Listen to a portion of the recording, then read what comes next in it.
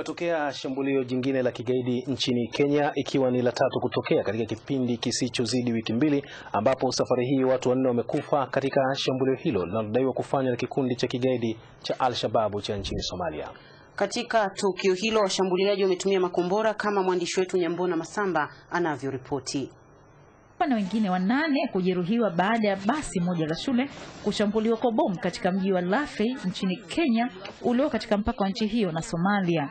Watu walioshuhudia tukio hilo wamesema wapiganaji inayosemekana ni wa kikundi cha Al-Shabaab kutoka nchini Somalia wakiwa kwenye gari walishambulia basi hilo la shule lilokuwa limebeba mitihani likielekea huko Lafey kwa makombora ya roketi na risasi.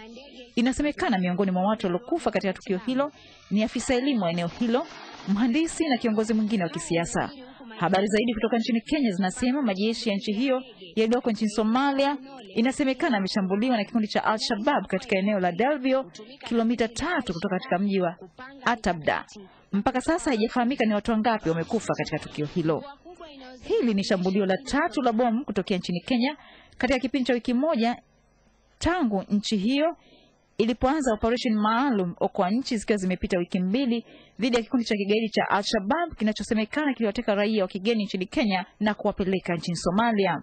Shambulio la kwanza litokea Jumatatu wiki hii katika baa moja na kusababisha kifo cha mtu mmoja na wengine 14 kujeruhiwa. Shambulio lingine lilitokea siku ya Jumanne katika kituo cha basi ambapo watu 6 walijeruhiwa. Nyambona Masamba, TBC, Dar es Salaam.